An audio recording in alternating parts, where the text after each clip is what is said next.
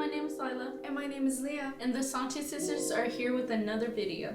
In today's video, we'll be discussing more teachings from Draw Kill, Part 2, and we'll be talking about the hierarchy.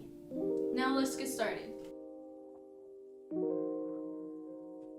The hierarchy needs the protections of its full members in order to rightly absorb the incoming energies from the divine. As a group, they will wisely distribute the energy equally. The members of the Council of Shambhala recognize the distinction between purpose and will. So they divide themselves into two groups called in ancient terms registrants of the purpose and custodians of the will. Registrants keep our channel open between the planet Earth, the planet Venus, and the central spiritual sun. The custodians create a triangle of force between three major centers of the planetary life, which relates to the council, the hierarchy, and humanity. The light of the spiritual triad reflects upon the mental plane. When two lights, such as the lower mind and the higher mind, meet, they create a third light, which is the balance of the two. And it is also considered the silver lining of the yin and yang. In other words, the light of the personality and the light of the soul makes contact. The correspondents create a higher light within the heart, which activates the clear cold light within our soul and brings clarity to our well-being. There are three great planetary centers, which include the human center, the hierarchical center, and Shambhala. When this is activated, it allows us to operate in a higher state of consciousness. The goal of the initiation process is to allow mankind to know their will and identify their purpose in life. The Shambhala is the will and power of the first ray of energy. The first step to contact Shambhala is the fusion of self-will, spiritual will, and the will of God. The connection is wise. Remember, the energy of purification is the power of the initiate, putting out energy into the universe and manifesting it back.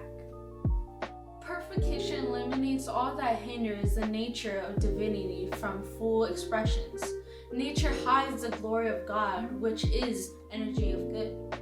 When the disciple is connected to these divine experiences, it brings them emotional loveliness, mental clarity, and intuitional illumination. Their thoughts become focused and grounded into matter and into their reality, and not up into the light, which creates a state of lack.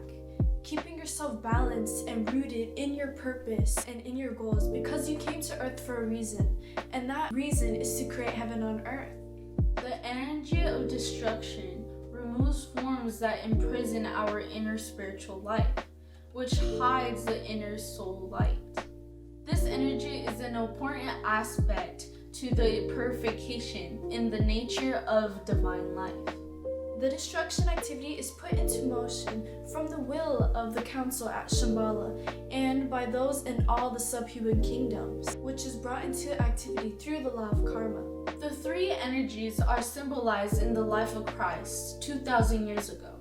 The purification aspect was shown in his baptism. The destroyer aspect was seen at the time of his death.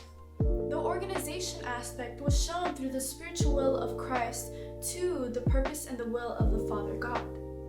The destruction of energy comes from different sources, but they all have one main intention. Humanity will learn to utilize the third energy from Shambhala, which is the energy of organization. The new world will be built upon the ruins of the old, and good men will rise under the guidance of New World servers, which are the light workers. Their first task is to develop a right mindset from an enlightened public opinion that God is fire.